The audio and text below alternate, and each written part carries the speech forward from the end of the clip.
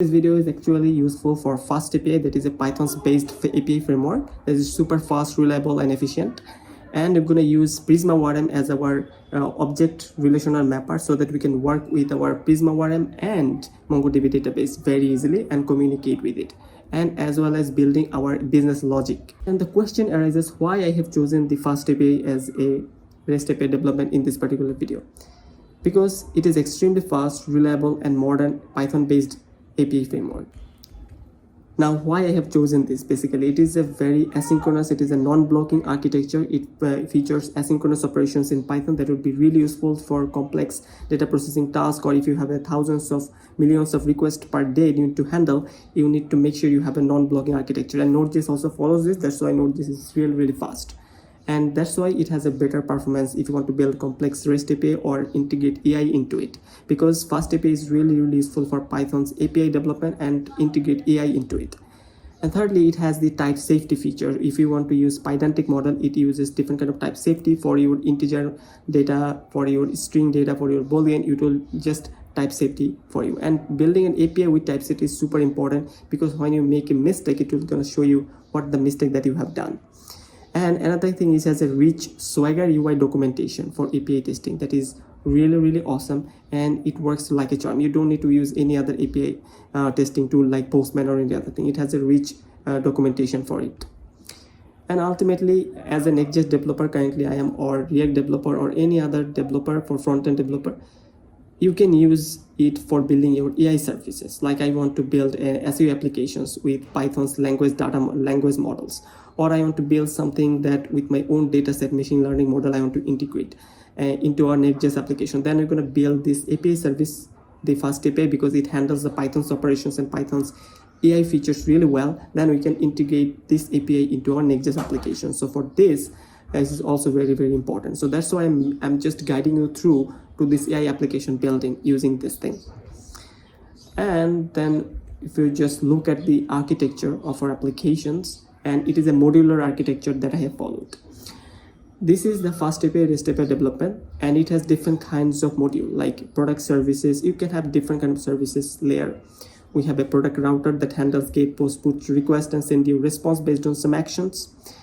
And we have a main.py file that runs our server, and it has the product router. Then you want to use it here. And also if you want to manage your course middleware so that we can use it in other third-party API, third-party applications, then need to use the course middleware. So first we have the product service that work with our Prisma and our schema. Because we have a schema, should have a fields that you need for your product model or your comment model or block model, and it will handle all the DB logics, actual business logics. So we have the separation of concern, actual business logics operations regarding with Prisma and ORM, and MongoDB would be handled in product service like create, delete, update, edit, query, everything. Product router we're gonna use will be dependent on product service. Like in the product router, suppose you want to get something /products, it will call the product service from our product service folder. And when you use the get functions, it will call this product service from there in the product router. So we don't need to write the actual database code here. We just getting the response and just go into /products and work with our model, and it will gonna give you the response. It might be get request, it might be post request, it might be put, and based on those parameters or URL, we're gonna call the product service to do the work for us. So this is the modular code. And then you're gonna import all of the thing inside main.py file and run our server. So it will just work really awesomely.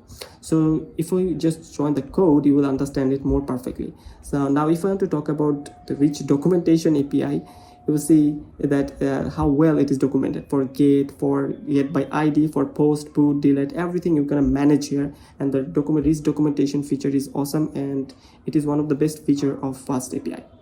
Now I have written a Medium blog article so that I can follow along the tutorial. It is called Master Python based FastAPI REST API development with Prisma ORM and MongoDB with the best practices. And then you can read, and it is awesome. I have written everything. What are the main features like non-blocking, and it is high performance, robust, modular, scalable code, and it is a very manageable larger applications. If you want to build, you can easily do it. And I have followed almost the best practices possible for it, and the tech stack that you need, like Python's, you need to have a basic understanding of Python, a basic understanding of MongoDB, as is how can we connect it with MongoDB Atlas in the Prisma, and some Prisma basic. I also have a complete video on Next.js on it because I have built tons of Next.js videos on my YouTube channel that you can follow if you don't understand any of these three concepts like Next.js, Prisma, or MongoDB.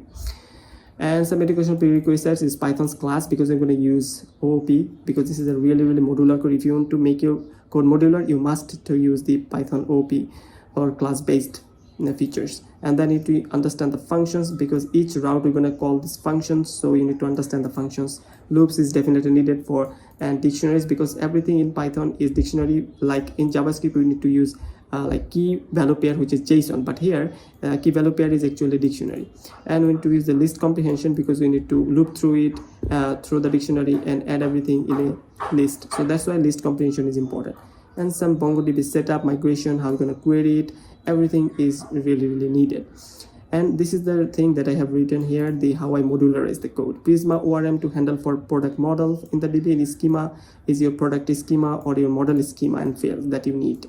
Services to handle all the core business logics, and routes for get, post, put, delete operations depending on the functions that you want to do based on the service. And it will be completely dependent on the service. For the post, you need to go to the service and go to product service.create, and for get it you need to go to the product service.get. All the thing that need to be dependent on service, this layer, okay, it will be dependent on service, and then everything runs on main.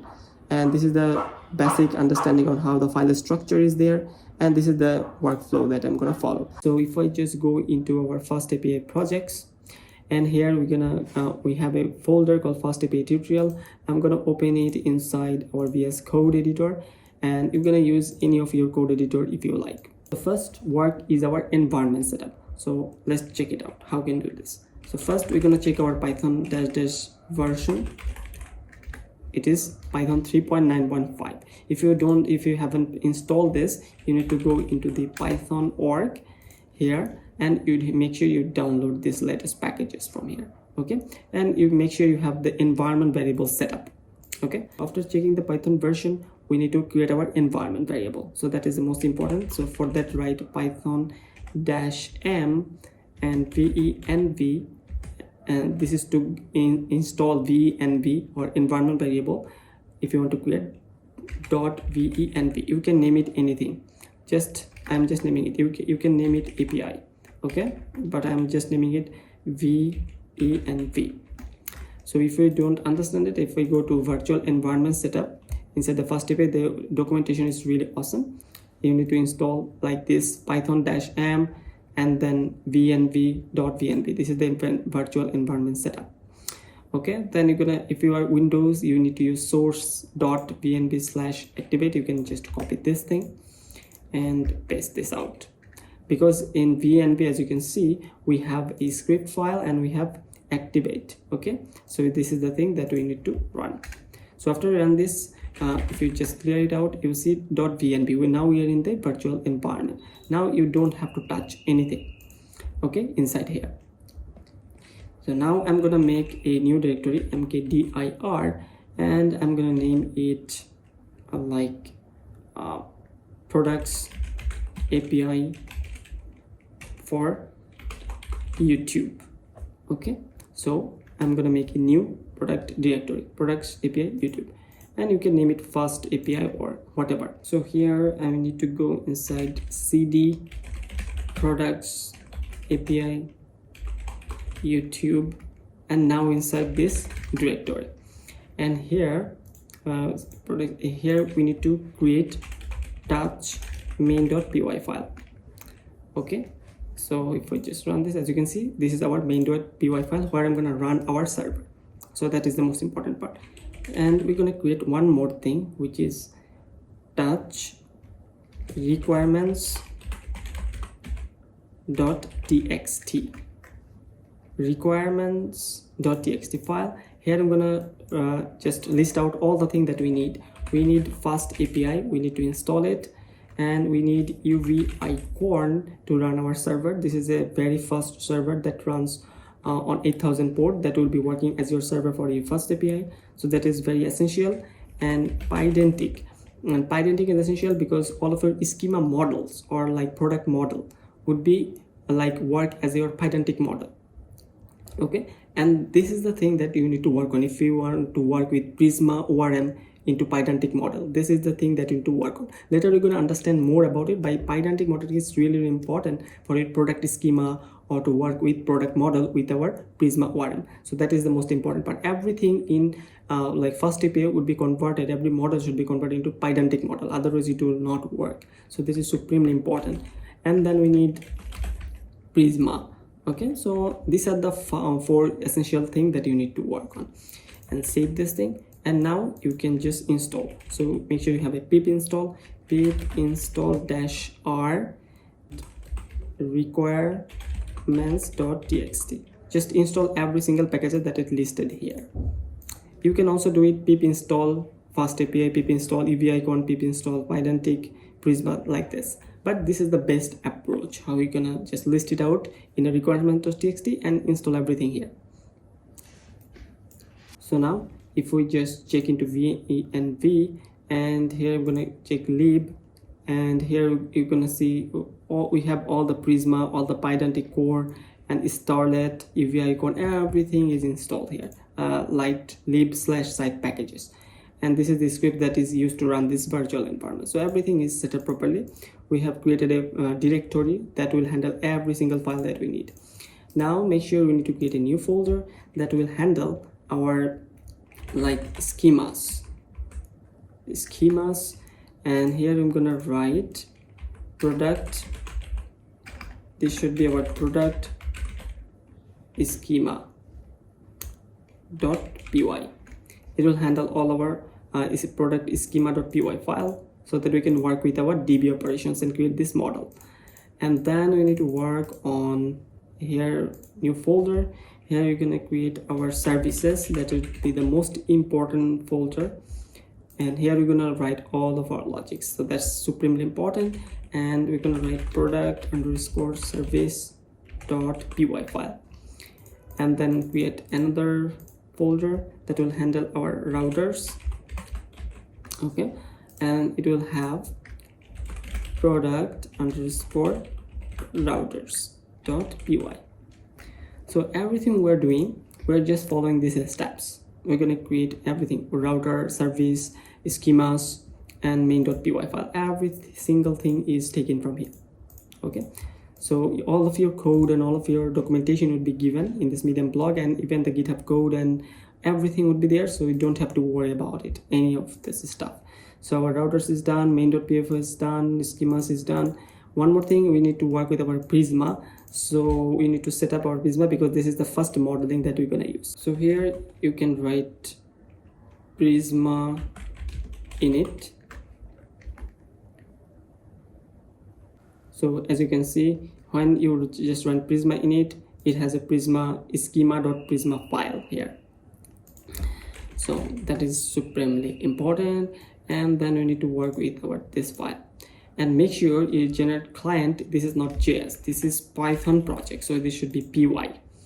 And database db, and here I'm going to use MongoDB database, and we should have a database URL. Okay, so database URL, if you go to the git ignore and env file, here we have a database URL, but the shape shouldn't be like this.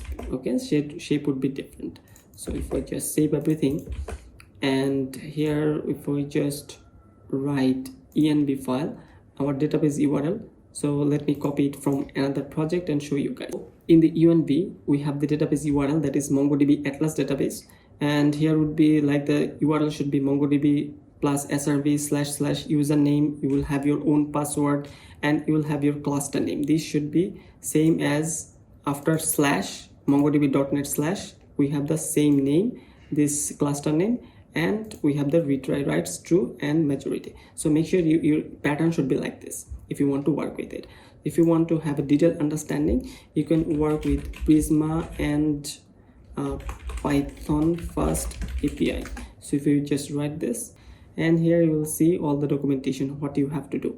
See, we have a .py file, and you also need to use recursive type path is equals to 5. Okay, so you need to work with it. So I'm gonna save it and just give my original information, and I'm going to remove this file from here.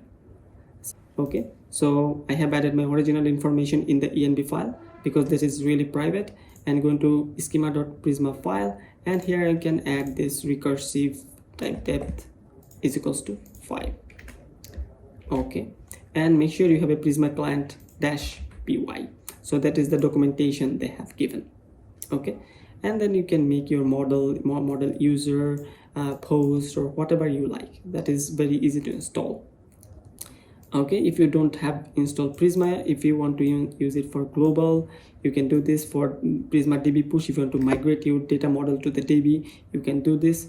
And this is really easy stuff how you can run this application. See, they have given you everything how you can run this. You just import Prisma, and you're going to run Prisma client, and you can just access user database, everything very easily. So this is what we're going to do. Here we're going to create our model. So model product.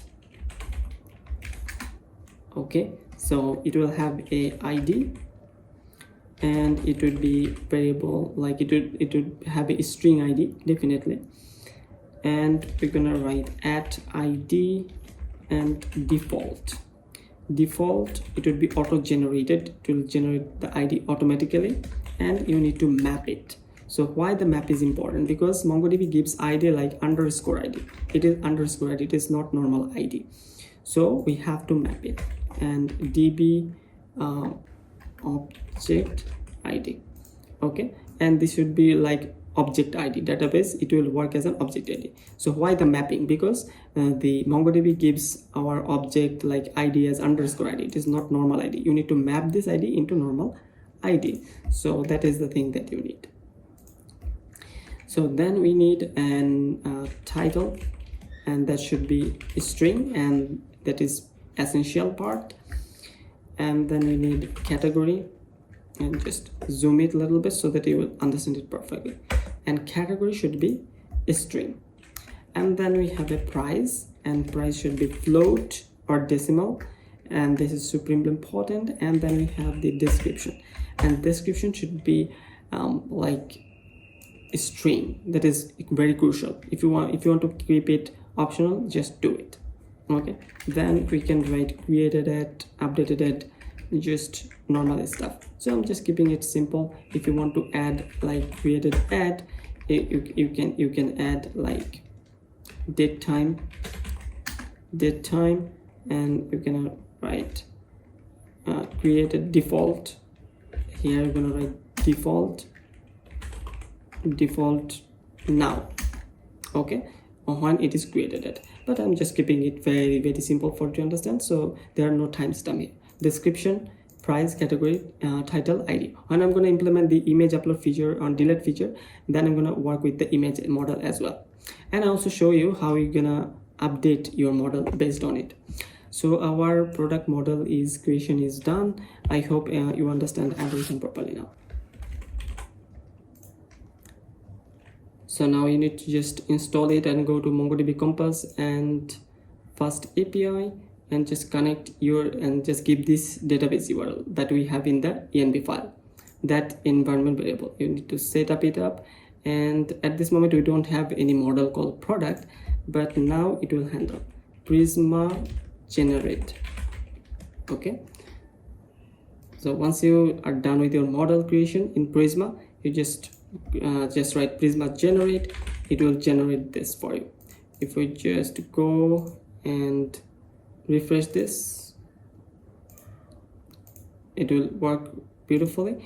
And after that, you need to just write Prisma DB push to migrate your model to your actual MongoDB database. So these are the steps that you need to follow. I know this could be a little bit of hectic or boring because this is not the main part of our applications. And reload this, you'll see cluster, and we have a product, and it has tons of stuff, a schema. We need to add its information here, and we can configure it from here. So our Prisma setup is done. Now we just need to create our config file so that we can run it into our main applications. Okay, so if I just create one more new folder, which is config, and here I'm going to create prisma underscore config.py file. Here we're gonna import from Prisma, import Prisma. It should be Prisma because we need to create our instance so that we can use this Prisma any file possible. We need to use it in main.py file, in even our services file, that is so that we can access our DB using the Prisma. So making an instance is very vital. So Prisma is equals to like Prisma, we need to create an instance of it, and then we're going to create an async function, async def connect Prisma. And this is how we're going to create functions in Python if you don't understand it. And it should be asynchronous function because it is related to database operation. We are Next.js developer normally, or JavaScript developer, or Node.js developer. So how can we just keep ourselves very comfortable with our Python environment? You need to work with it. As you can see, I have just used normal Prisma, but many application or object-oriented programming use new keyword. But in Python, you don't need that. And if you want to create a variable, some programming language use like const in JavaScript, or like let Prisma, this kind of stuff. But in Python, you don't need that. You just create a simple function called connect Prisma, and here you're gonna write if not Prisma dot is connected. It has two functions. If it is connected, it will give you a boolean. As you can see, it gives you a boolean, is connected true or false. The Prisma is not connected, then we're gonna write connect Prisma dot connect. Okay, otherwise not, otherwise you don't need that if it is not connected. So that is very important stuff. Now we're gonna just copy the same code for disconnect, and here I'm gonna write disconnect Prisma, and it will check if Prisma is connected. So here I'm gonna write just simple logic, if Prisma dot is connected, if Prisma dot is connected, then only just await and write Prisma dot disconnect, otherwise not. If it is connected, then you can disconnect it, otherwise you don't need to worry about it. And this is just a simple comment to connect Prisma, and this is just a simple comment to disconnect of Prisma. Very simple. We just check if it is connected, then disconnect. And for connecting Prisma, you're gonna check if it is not connected, then connect it. Okay, you can you can just here after that you can print that Prisma is connected, but I don't want to prefer that much console.log or print statement here. Just keep it very simple. So now if I just go into main.py file, here I'm gonna import from FastAPI, import FastAPI uppercase letter. So that is super important if you don't understand it. And it has many features. You can use depends that you're gonna use. It has HTTP exception, it has status. If you want to work with static files, you can work with it, but at this moment I'm gonna use it. Okay, and here we need to import from db config, from config file dot prisma config, we're gonna import Prisma connect Prisma and disconnect Prisma functions. So that is the two functions that we just imported here into the main.py file. And then we're gonna call app and create an instance of FastAPI, and that is the very important stuff if you want to work with the FastAPI. And here we can just write app dot on event startup. Here I'm gonna write async dev startup. This is the function that we're gonna create, and here we're gonna call await connect Prisma. When we run the server, it will automatically connect to the Prisma, to our MongoDB database. So this is the Prisma connections. And we need to create one more thing, which is for disconnect. Here we're gonna use shutdown. Okay, on event shutdown, and here we're gonna write shut down, and here await disconnect Prisma. Okay, so this will automatically be done. Now we need to import our UV icon. Okay, so import UV icon, and here we can just easily just run this server.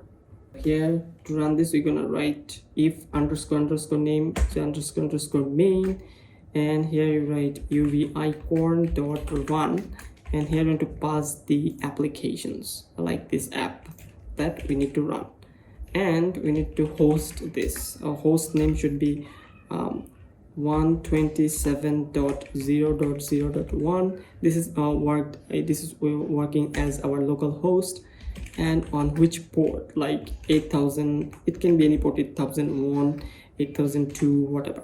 So port, host, and which app to run is supremely important here. So this line will run the server, and this is for to set up our Prisma. If you don't work with Prisma, you just neglect it, you can just omit it, you don't need that. But if you use Prisma here, you need to work with it. So it's very simple stuff. Import FastAPI, work FastAPI, and just connect it with Prisma and run these applications. So before that, I want to check this by creating a simple route, simple welcome route. Okay, so this will work just fine. So we're gonna test our applications here. So here I'm gonna write like app.get. Okay, and here I'm gonna write welcome, and then it should work just fine. Async, you don't need to use async here, just write dev welcome, and here I'm gonna return like a dictionary, and inside that we have a data called welcome to your application. Okay, so when you just go inside these routes, this is a get request. This function will be called. It can be anything, you can just name it anything, but make sure it is relatable. Okay, and return a simple JSON response or dictionary. In Python it is dictionary, that is the most important stuff. Okay, so now we have to just run this. So now inside Net Products API YouTube, this is the current folder we are in. And how it works, first you need to go inside this directory, and inside that we have the main file. See, is in the main file. So you need to write UV icon. If it is inside another folder and then main file, then you need to write this folder, but it is inside the main, so we can write main and colon app. App is for this app, because we name it as app, so it should be app dash reload. And this can be anything. If you name it other applications or server, then it should be server, but I just name it app, and inside we are running the app inside the UV icon as a name app, then that's why it is app. And that just reload, so that we can just change anything inside the DB folder or main.py file, and it will just reload the server. So if I just run this, as you can see, our application is started successfully. Localhost 8000/docs, as you can see, it has a beautiful swagger docs that you can get. It's a get request, and if you want to try it out and save and just execute, as you can see, it is accepted application/json, and the response body, it's a 200 request because it is successful and everything is successful response. And this is the string, and as you can see, this schema is a type checked, and the data will come to your application. So it is completely up to you. Now I'm going to talk about a little bit of its basic, so that you can understand it very, very well. But we don't want this kind of application. We want a better application. We want to learn about query parameters, dynamic parameters, so on. So you can copy this template and paste it here. Here I'm going to practice dynamic URL. So here I'm going to give greetings/an ID. Okay, and for that, here we need to, like, you can name it same thing, it will work just fine. And here I'm gonna name it greeting by ID, so that is a better function. And make sure this ID is integer here, and first you need to write the params, and it is string. It can be integer, it can be anything. So by default, suppose it is integer. Okay, and we're gonna pass this welcome to our application. Here I'm gonna write greeting ID, and here I'm gonna pass this ID, and here you can use app string as well. Okay, so if I just use app string, and here I'm gonna pass the ID, and this ID is nothing but this ID. Okay, so let's check it out. Greeting slash, gonna put any ID. Okay, just clear, cancel it out, refresh. We have greeting slash ID, and it has also a name by the function. And if I just try it out, we're gonna give it ID, and it is type checked ID integer. We're gonna ID number 20, suppose, and click execute, and this is greeting ID 20. Okay, so this is the dynamic one. So if I write my ID is 255 and execute it, it is ID 255. Okay, so it is working beautifully without any issues. So this is the way we can access our dynamic ID. So suppose if I have multiple ID, and here we have like limit here. Okay, so how can I access ID slash limit? Here I'm gonna pass the limit, and it is also an integer. Okay, integer, and you can make it optional. You can make it none by default, but I'm keeping it that I have some ID, and we will have our limit, and that should be limit that we have passed inside our functions parameter, and we also get it from here. Now this should be different. If I just, as you can see, ID slash limit, and here to pass two informations. First we have the ID of 50, suppose, and then we have a limit of 5 objects or 5 products or 5 blogs or 5 user information and we need to fetch. And that is why the limit is, the page limit is very crucial. And if we just click on execute, here we see greeting ID 50 and limit of 5. So we have 2 parameters that we have accepted. By this you can accept any other thing like page number, and it can be integer as well, it can be string, it can be number, it can be boolean as well, it can be anything. Okay, so now we need to work with our query parameters. So suppose greeting slash query, and here we're gonna write our query, and here we're gonna make sure it is a string. Normally query is actually string. We use it for search params, for filtering, different kind of stuff. And here I'm gonna greeting by query, and here I'm gonna pass this query string.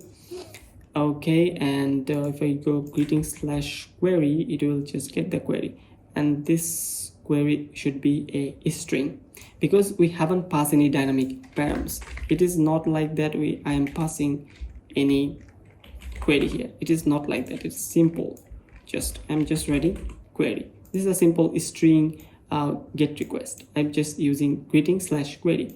When I just go into greeting slash query, it will take the query as our query params and use it. So let's check it out.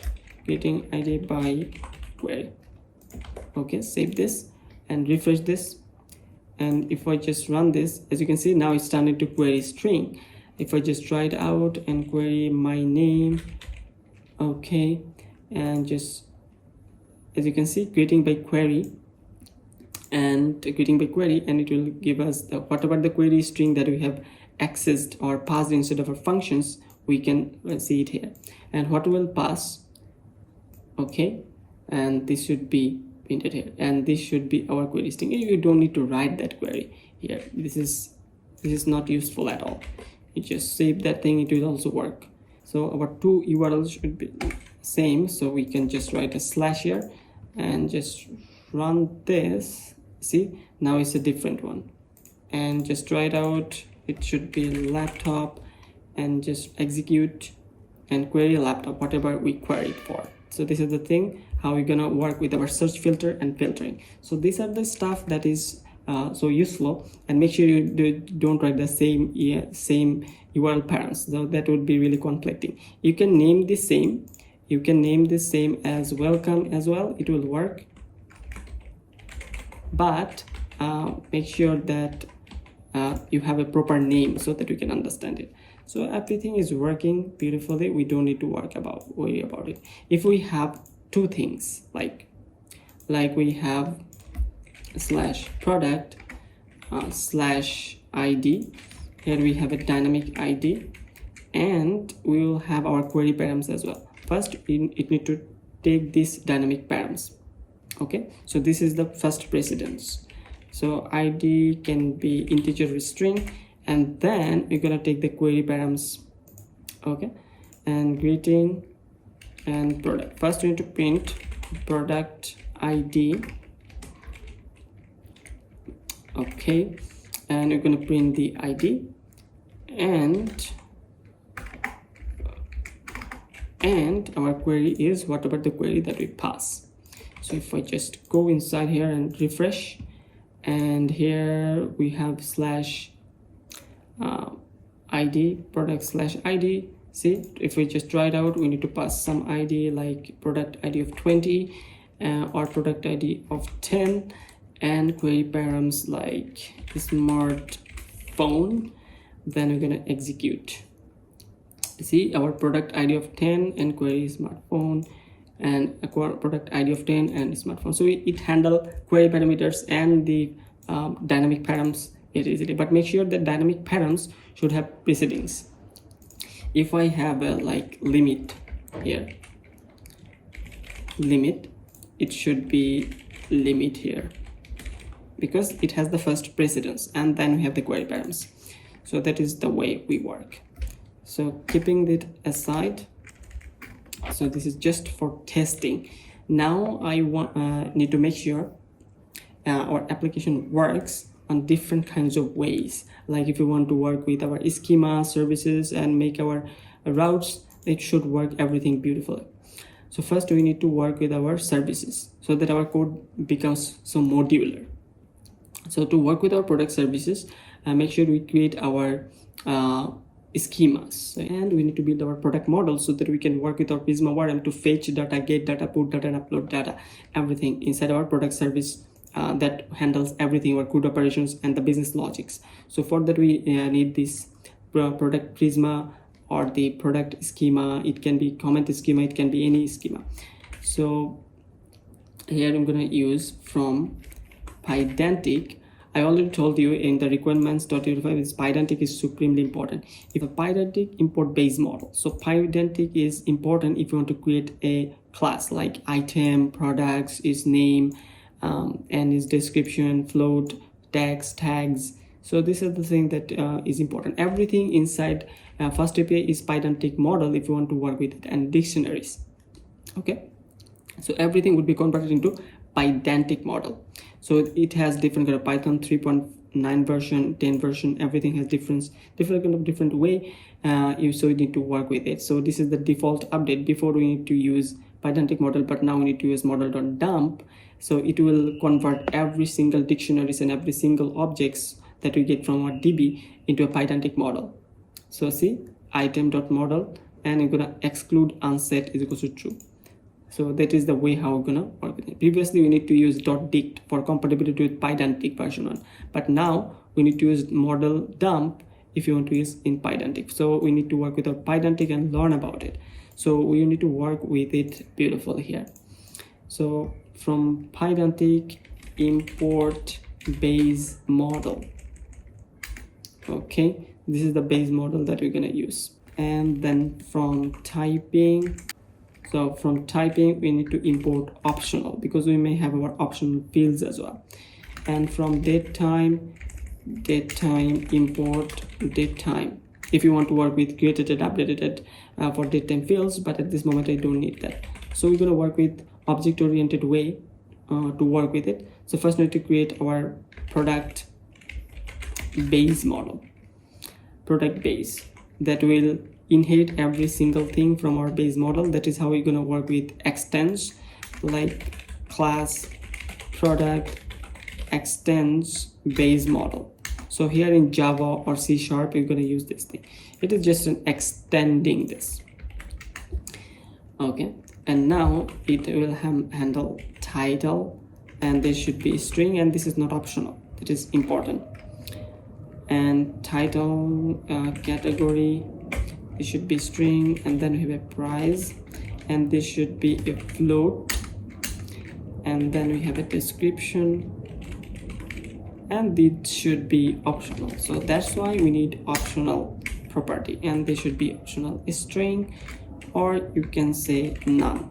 This is simply just taking from this Pydantic model, import Pydantic from base model, and just making our model. Okay, and you need to inherit from the base model. So that is the stuff that you want. Okay, then we need to work two more stuff, which is for creating and updating. So first we need to work with product create, and that will be extending from the product base. So this is our base model. This is our base model. Okay, so I'm going to talk about it, why it's so important. First you need to extend it, and you can use pass. So not only that, here you can use title, you can add this thing. If you want to create product, what are the fields that you need? If you can also use like created at, you can assign some date time. Okay, you can assign data, but I'm not doing it. I'm just keeping it very simple. So these are the different fields that you can, because you just inherited everything from the product base, you can easily access like title if you want, when you want to create this. So these are the field that you want, but at this moment this is not that important, so I keep it pass. And then you can use for product update. Similarly, you're going to extend it from the product base and keep it pass. So when you're going to update something, this would be useful when you're going to make the API for the product update. And finally, we need to create a product model that will also inherit from the product base, and it can also access title, price, all of this stuff. At this moment we are just eager to understand why this ID field is important, because in Prisma it will convert everything from the MongoDB database underscore ID. It will convert everything from underscore ID into ID, so we need to add it manually. We can add this thing and make sure this is string. Okay, string. And here not only that, you can pass created at like that, and pass the date time as in data structure or data type.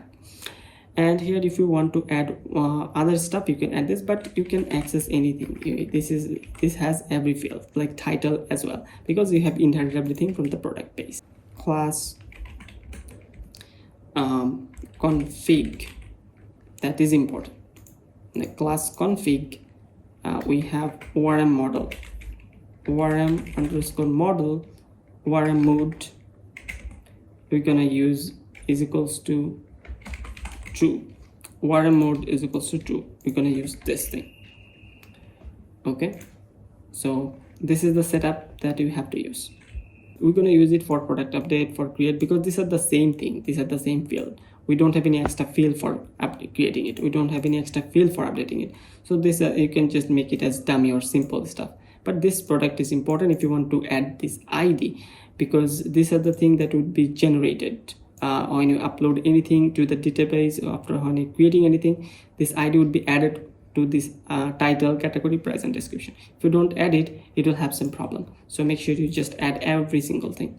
So these are the main core fields, and if you want to add other fields, you can add on top of it. So this is the most important stuff that you understand. So now we need to just go inside our services, product service, and if I just go into our blog and product service, that is working with our schema and Prisma. So we need to handle our database logic that will be handled separately here. So only the core logic would be handled here, not everything, not any route. It will not work with any kind of route. So here we're gonna use from typing import list, because this products object that we will get from the database would be list of data. Okay, so list of information or list of products. And here we also need to import, and now we need to import from config.prisma config import Prisma. So that's the thing that is important. If we go to the product Prisma config file, here we have implemented the singleton pattern so that we can use it later or reuse it. So if we go to the product service, we just need to work with our Prisma. From schemas dot product schema, we are going to the product schema. We're gonna import like product create, product update, and we need product as well. This is our main core product model as product schema. Okay, so our product schema will handle everything related to its fields, its models related to products. Okay, it will work as our main core of our architecture for the product model.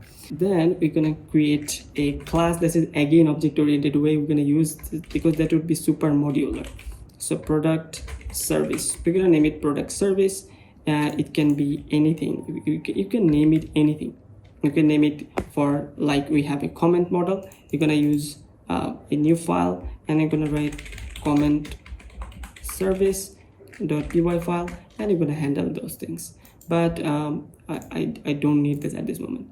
So product service, and here you're gonna write asynchronous operations. So now we're gonna create asynchronous function. So here we're gonna write asynchronous function, async function get underscore products, and here we're gonna use self. Self is just instance of is product service. When you call this function, that would be coming from is self. It will immediately call is parent class. So that's the thing, that is parent self. And what it will do, it will just return a list of product schema. It will return a list of products. So if it is like a normal single product, then you don't need to write this. You will just return product schema. And after that, now it will fetch everything from the database. So here you need to write await prisma dot products dot find many products. Okay, here you can do filter if you want. You can add limit, you can add different kinds of operations, you can add where clause, you can add like title is equals to some title, or where published is equals to true. You can work with different kinds of like filtering here, find many. So this is the first step. We need to just fetch all the product from the Prisma, and then you're going to return it. So now what it's going to return, it's going to return a list of dictionaries. Now what kind of dictionaries? It is type of product schema. As you can see, it is type of list of product schema. And here I'm going to use asterisk and use products. Okay, we're going to use product.dict for product in products. So this products, when we get these products, okay, this is a list of products, and this is a dictionary. We need to convert this product or dictionary arrays or list of dictionaries or information into a list comprehension or into a list. Otherwise we cannot loop through it, we cannot just do array operations, or we cannot loop through it. Everything inside this dictionary, inside the product, should be in a dictionary. Like it should be like products is like this way, like ID. Here you're gonna have ID1, and then we have like title, some title and description like this. In the database, everything is coming as a list of information, array of product schema data, so that it should be converted into a list. So that is why you have used the square bracket. So it just in one line we are doing a tons of stuff. First we are iterating over every single product object and its dictionary, converting its dictionary into list comprehension, and finally into a list. Okay, so that is the most important code that you need to understand. And if whenever you do this, your get products is done. And then you're going to create another function, async def get products product by ID, and it will also take a self, and you're gonna take an ID that would be type string, and it will just return a type of product schema. See, this is not a list of product schema because this is not a list of information. Get products give you an array of information, list of information, but this is not. This is a simple single product. So if I just single product dot find unique, where like you can just write where ID. See, this is not like in JavaScript. In JavaScript we don't add this equal here. We had to use this object operator, but in Python we don't need that because this is a dictionary. In ID this is the key value pair, and where ID is equals to this ID that we have passed in. Okay, find the product with the ID that I have passed in. That's why we just call it get products by ID. So naming is supremely important here, and we're gonna check if not single product, we're gonna return none. We don't have anything. If we have, we're gonna return the product schema, and we don't need to use list here because this is a single object, not array of information. So you can use single product that we have got here, and it's dictionary. But at this moment in if we go to Prisma client here and go to update, so if we go to the documentation and if we just go into there in the Pydantic version 1, we had to use the dot dictionary because we need to convert it into dictionary. That then it would have worked with the Pydantic, but now we are using Pydantic model version 2, so we have to use model dump. Okay, so we need to use model dump. Okay, functions, and it will convert this dictionary into Pydantic model for the product schema, and with the type product schema, title, category, price, description. Okay, so this is a dictionary that is converted into our Pydantic model type or product schema type. And first we need to get the single data, and if you don't find it, return none, and it just return this product schema or this information. So this is the latest way how you're gonna handle this thing. And also you're gonna change it to model dump. Okay, same thing, we're gonna converting a dictionary object into a list comprehension here, because get products gives you tons of information, list of information, but here you're going to use only single information, as well as also these dependencies. These are different, so you need to make sure you just handle it. But we don't have any data, we have to create some data. For that we need to create async dev create product, and it will have a self, and it will have like a product, and it will be dependent on product create. See, we have used here product create, and this is the dependency that you're going to use, and you're going to return a product schema type. And now I'm going to create a new product, created product. It should be await prisma.product.create, and here I'm going to create the product with the data, and this data should be of type product dot model dump. Okay, so this is for Pydantic version 2. This is the latest thing, generate a dictionary representation of the model. So this is the only thing that you are doing.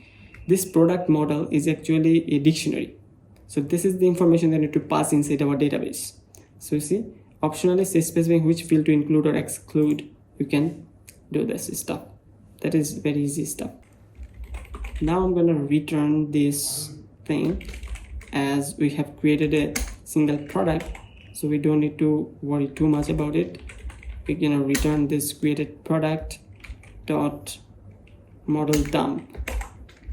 Okay, so we just created this product and just returned this as an object. So created product and model type is a dictionary, and we just convert it into a Python model product schema type, and product schema is nothing but this type. This is the response that we're gonna get when you create the product.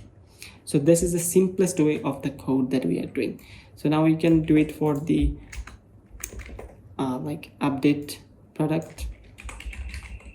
So for update product, we also need the ID, which product to update, and string, and here you're going to use the product update. This is the class that you're going to use, product update. And for create, you're going to use product create, and for this is for the product update. Okay, and this is also like simple product schema that will return, because the simple object is single product you're gonna upload. It is not a list. So that is the thing. And here, instead of updated product,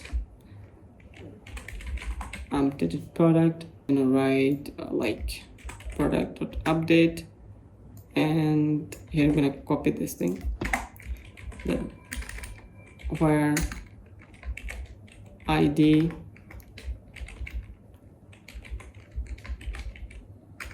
is equals to ID and data is equals to product dot model dump. Okay, similar to the create, the data should be the same, just we need an ID. That is why you're gonna get the updated product. And similarly, it should be updated product, and I'm gonna return a single like dictionary as a JSON response here that you're gonna see. And so this is the stuff that is very common. So first we're going to work with this stuff, then we're going to work with our search feature later. So we're going to work with our delete as well, async function delete product, and similarly for we can just copy the same thing.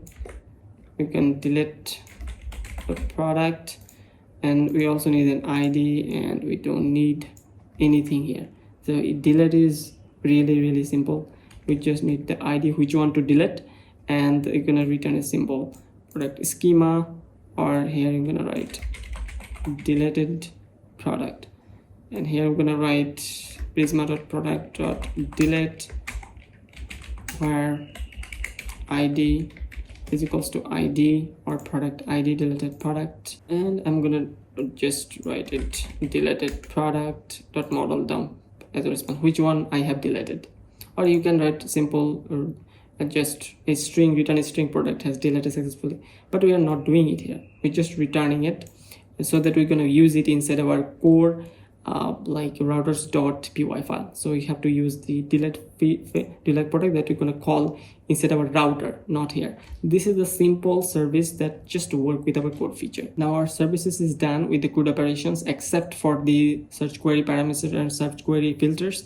Now we're going to work with our like routers, and here we're going to implement our all the features that we have implemented. For that, first we need from FastAPI, we're going to import the API router, and for that dependency injection, because we're going to use the service layer to work with our API layer, so we need to work with a dependency injection and HTTP exception and status to handle our status.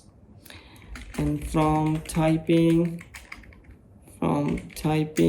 we need to import the list as well, because we're going to use list so that we can get all the information as a list comprehension for the area of products.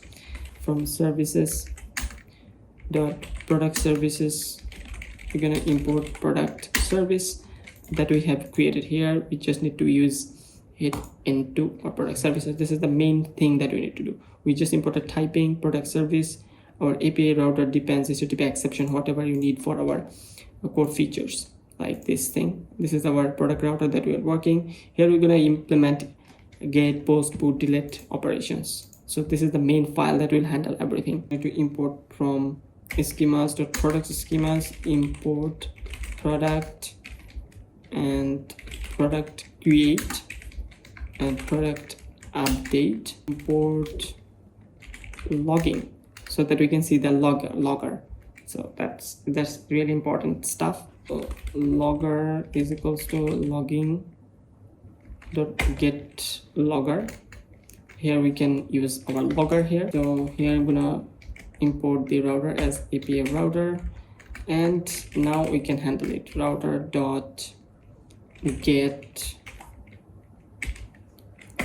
and if we just get the products, okay, and we have a response model. Response model is like what?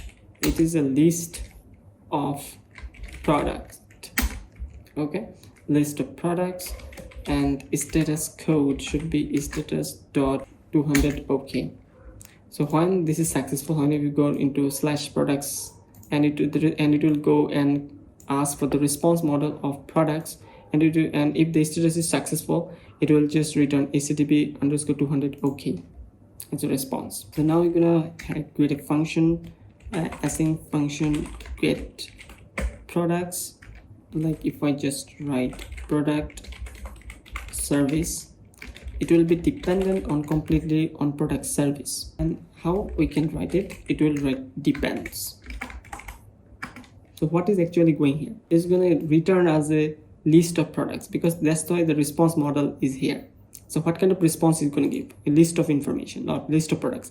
What kind of information, what kind of status code you need to handle here? You need to pass it. So if I go to this route, what functions is going to work? It will just call get products function, and it will be dependent on product service. And now is the magic here. How we're going to get all the products, and that products would be coming from our await, and here we're going to call products service dot get products. And see, it has all the features like get products by ID, create product, update product, everything. It has everything that you need. Okay, so you see you have a coroutine, and it is working as a dependency injections. And what it takes as a parameter, it takes nothing as a parameter. It will just return everything. So now if I just write if not products raise HTTP exception, and here I'm gonna write status code is equals to status HTTP 404 not found, and I'm gonna pass a detailed text of products not available. Okay, so this is the thing that will show us the products are not available. So that is this stuff. Otherwise it will just return us all the products. Beautiful. So first, if you want to check if our application is kind of working, and we need to do one more stuff. Here I'm gonna create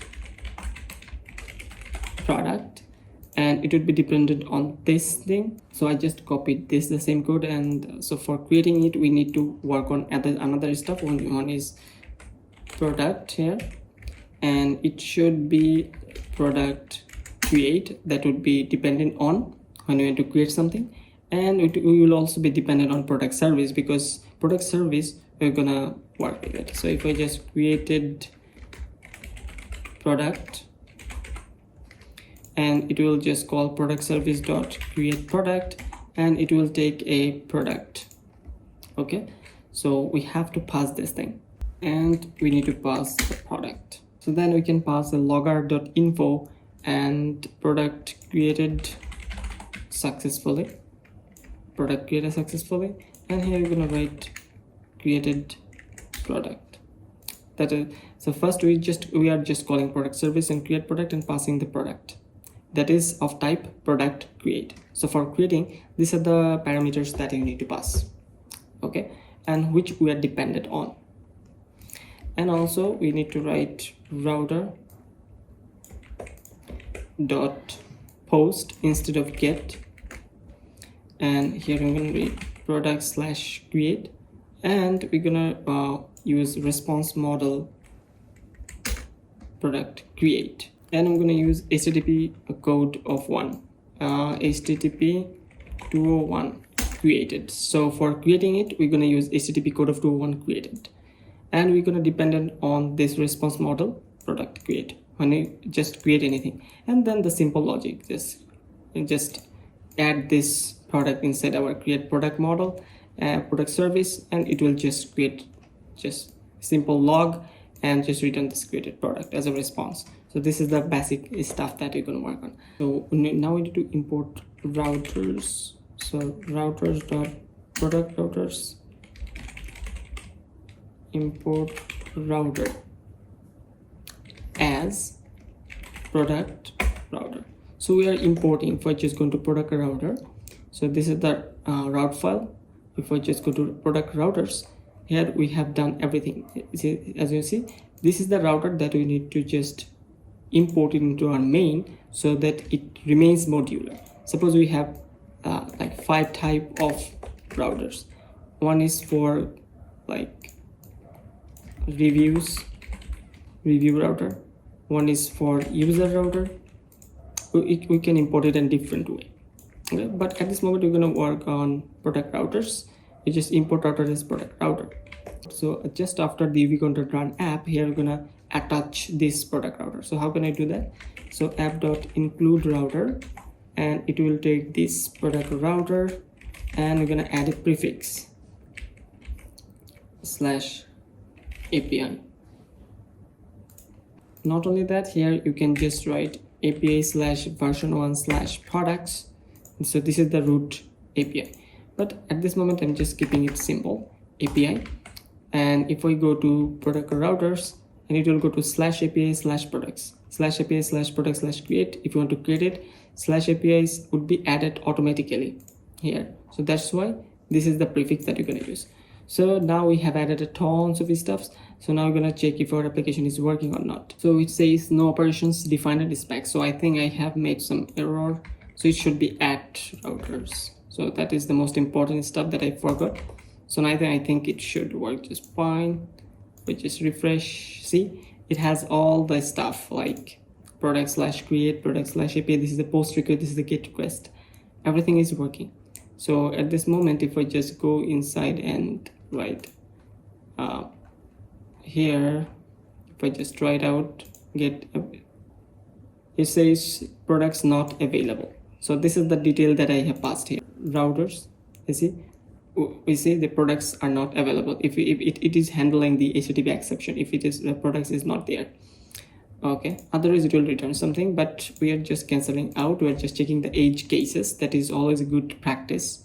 So if I just product/create, if I just try it out, and here we're gonna write title like my favorite phone, iPhone 16 Pro, maximum category of the smartphone, and $1,200, suppose $1,299.19, and description is amazing phone.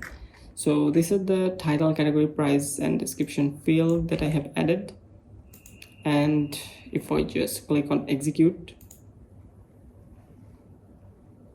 see, it is added. If I just check into our DB and reload, and see object IDs underscore object ID, title, category, price, and it is a float value. These are all string, and ID is object. Okay, so this is working perfectly without any issues. So it is also give us a status code of 201. So why? Because we have handled everything. When we are to create, we're going to use the response model product create, and we can handle the status code of 201 created. So this is the learning curve that we have in the FastAPI. This is the thing that you want to work on. And create model would be dependent on product service, because we have added a product service. Because product service, we're gonna call create product and pass the object product. So that is what we are using. So product create class. That is the thing, and that is the product model that we are passing to create the product. Okay, so if it is created, you're going to return the product created, and you're going to write a logger product created successful. So amazing, it works beautiful. And if you want to create one more, this thing like Asus, and it is a type of laptop, and price is 1500 or 1600. This is an amazing laptop, suppose. So just copy this thing and execute. So we have two datas. Now if I just go into our API/products and try it out, execute, we get two information. Like in the array we have two objects, like array of objects that we got. Okay, so that's why when we just fetch everything, we must use this response model list of product. But here, single product, that is of type product create. So this is difference. This is the thing that you need to understand. What is going on here inside the code? And similarly, we can easily work with our update. So before that, we need to work with our single product information. Okay, so we just copy this stuff. So /product/id. So this is the dynamic params, and the response model is just simple. It should be as simple as it is. It should be product, and it should just go to 201 if it is successful, because it is not creating anything. Get product by id, and I'm gonna name it product, which is a single product, and product service. You're gonna call it get products by id, and this is the coroutine, and it expects an id of the product that you're going to pass. And then that product id in the async def product id function that we need to pass it, and this is definitely a type string, and we need to dependent on the product service. Make sure that we are working inside get products by id. This is the same thing that we have called inside our service function. So it is calling this function. You can name it differently, but I'm just keeping it the same name as our service and also our routers, so that it is matched properly, so that you can understand it. But get products by id takes two parameters. First is a string, and then is this type, because we are just depending on the product service. So by this we can just call the products by id inside our service and just getting it from our product service function. And here we need to pass the get products by id. It will handle everything automatically using the Prisma. So we are separating our core logic. This is our core backend logic inside our service. We're just calling the functions. Here we need to pass the id. Simple.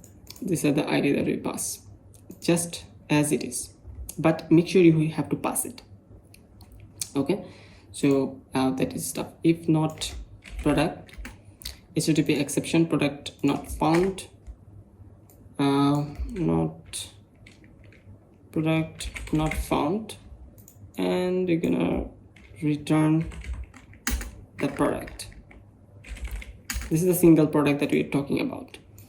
So now let's check if it is working. If I just check it out, if I just want to go into the ASUS Genbook, and this is the id that we have created or generated, and here you can refresh. See, we have another products get products by id that takes an id required parameters string, and we just passed it and we just execute it, and we got the response. This is a single object, so this is not returning a list. See, it's the list model. This is not a list model. It is a simple response model, single object model. Similarly, for create, for fetching single product, and for updating, we're just using the same logic here. And now we can just create it for update, and here we can write product id/update, and it will update some information. And make sure this is not a post request, this is a put request. And here I'm gonna write update product, and product service I'm gonna call it update product, and I'm gonna pass the id. And for id you need to get this id as a string, and I'm gonna depend on the product model product update. And here this is updated is also like 200 updated. Okay, and then it is dependent on product update, and it is also dependent on product service, because you're gonna call this thing from update product and pass the id and this product. Simple. And this is updated product, updated product, updated successfully with ID of ID successfully, and return the updated product. So this is the product that is currently updated, but it is always the best practice to update it. First we need to find it. Okay, so first we need to just check if the product is already there. Existing product service dot get products by ID. It is always a better choice if you want to check it if it is already available. So if not existing product, you're gonna return none, or you can use a logger. Anything you can use a exception, raise HTTP exception, and you're gonna write status code is status dot not found. So you need to just find this thing.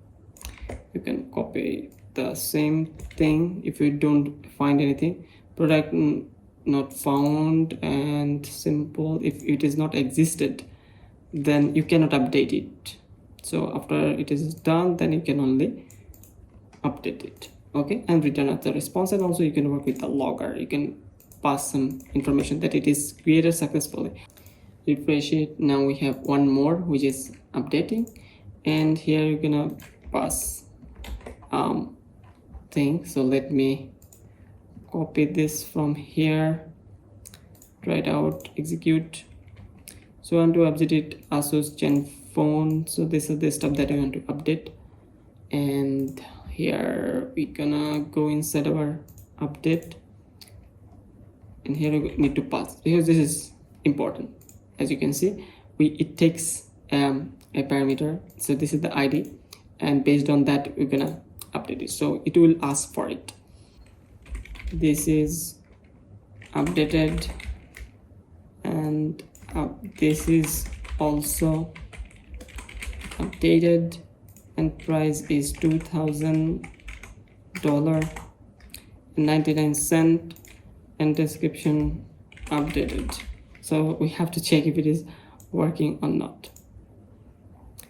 See, this is updated. If I go into DB, refresh it, see, this is not the same thing anymore. This is not the same thing anymore. But if I want to update it like Asus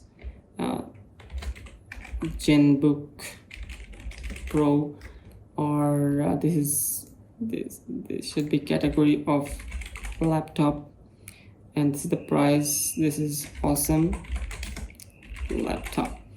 So if I just save this, execute this, it is updated. So refresh, it is working awesomely. For delete, this is the API routes. We definitely need this. So for deleted product, it is always better to find the ID first. Get products by ID, because you already have access to this ID. So you can also check this existing product. Okay, this should be a better code product. So let me copy this thing and pass this in.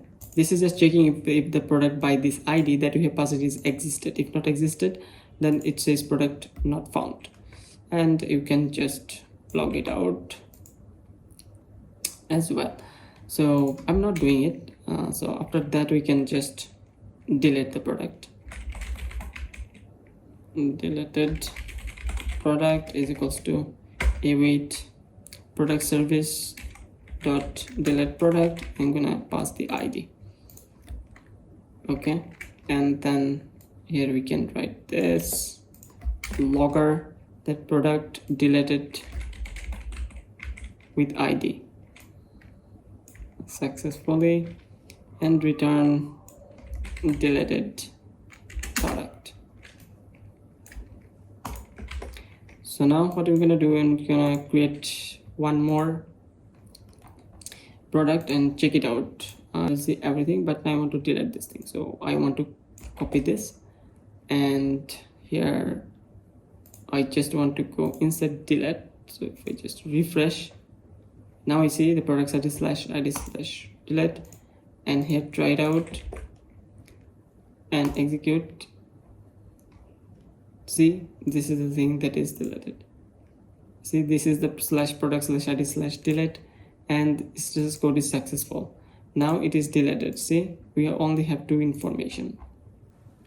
And if I just run get products again, now see, we only have 2 information, not 3. Now the only one thing that we left, now the only thing that we have left with is like query, search query parameters, like find whatever the thing that we want to search inside the products. Go inside this products, and here we're gonna create, we're gonna query slash query. I'm just naming it search by something or query something.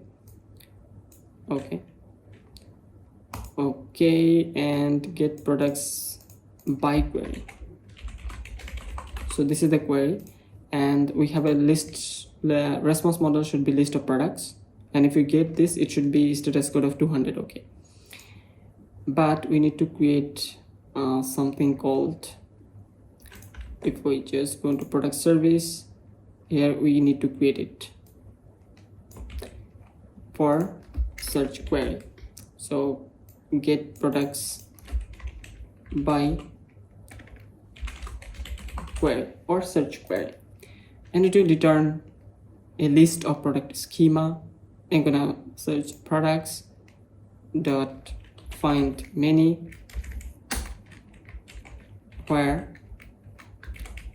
like category should be that we have searched, and it will just take query string as a parameter, and it will be type of string, and this should be query. Okay, it is just saying find all the products where the category is the query type, or you can use one more technique. And another technique is for search params that we're going to use, where category contains the query. So this is used for the search params. Whatever the matches with your query, it will give you all the products. Like the category that contains this query, it will find out all the product that matches with the query parameter with the category. Like I want to search everything by query parameter, like here you're gonna write query is equals to category name, like smartphone. So give me all the products that the category that I have searched for smartphone, and return us all the products that matches with the category name smartphone. So this is the way that we're gonna handle it. And the dictionary is actually JSON object like thing. This is the same data structure, almost the same stuff. So we just reused it. Okay, we're gonna go inside each single object. We're gonna use the for loop or list comprehension to convert every single dictionary into a list and give us all the products by this query. So if this product takes 2 things, one is self, that is you don't need to worry about it, just the query parameters, and then you're gonna get everything. So save this, and if we just go to product routes, and already we have this, so we don't actually need this, and just remove this thing, we don't need it. And for query params, let's add this thing. But for normal fetching of all the products, you can remove the forward slash and the end, and you're gonna get products by query, and it only takes query string that you're gonna get it from here, query string. And it will be really important for the response model of list of product, because you're gonna give a list of products, and it will be dependent on this. And here I'm gonna pass the query. So this is the stuff we need to pass the query as an argument to this function, and we're gonna use this query params here so that we can use the query string. Then if the products are not found, this is products are not available, and return the products. Search products are not available. Okay, so now we're gonna test this. return this and response. See, this is like query parameters slash products, and this products without the forward slash at the end will fetch everything, and this will for the query params. So here I'm gonna try it out. I'm gonna use the smartphone and I'm gonna execute, and that everything that matches with smartphone has arrived. Now I'm gonna use a laptop as a category. Not only category, you can just, and it will give you a list of objects. You can see list. So that's why this line of code is extremely important. What if we go to product service? Okay, so this is the thing that is dumping everything. It will go into each product.model for product in products. You can, as a for loop, when you have to do this, it will go to every single product, and just it will work as a dictionary, the main object, and we're gonna just iterate over it and convert it into a list comprehension, list of objects or list of products. Okay, so as you can see, that's why it is returning as this. So understanding this dictionary and list comprehension is super important to work with any kind of stuff. It not only category to it will be working on price, title, whatever you want to search for. You can customize it later. Just use ChatGPT, it will give you all the just query parameters. You can use AND operators, OR operators. I have a complete video on it on the Next.js as well, where I talked about it, a complicated query system in Prisma ORM. So in this video, I'm just keeping it simple so that everyone can understand, everyone can build APIs with it. So everything is set up properly for you so that you can work with it. So every single code will be given, and all the APIs are, so just look how easy it is for you to work with it. You have created all the 4 or 5 or 6 APIs with the best practices possible. That is just making our schema for different kind of purpose, for create, for update, for the normal product, and you can work on top of it to add extra fields, and the product service to create all the thing that is especially needed for our Prisma ORM. And here we're going to handle every single query, operations, business logics, create, update, delete, whatever logic you want. And in routers, we just create our route, and based on route, we just call whichever functionality do I want. Do I want to delete something, or do I want to update anything? And I just call it by the dependency injections. Simple one line of code, you're going to handle everything. I'm going to return this response. So returning response is the ultimate goal of these routes, based on different kind of routes and what functions do you want to work on. And service is actually your main backend business logic that handles everything with the database operations. So we have a separation of concern for this thing and for routers and for the configurations. Everything is set up beautifully, and the main.py file is just nothing but you're going to call the FastAPI, and you're going to handle a startup for Prisma, and you're going to handle everything called product router. So these are the stuff that you need, and unicorn.run app. This is the simple structure. Learn anything from the FastAPI documentation. This is awesome. And also I'm going to update with the full code and the descriptions, everything with the source code and video description, everything would be there inside the video. And also this video will be going to the YouTube as well, so that you can master every single stuff from it.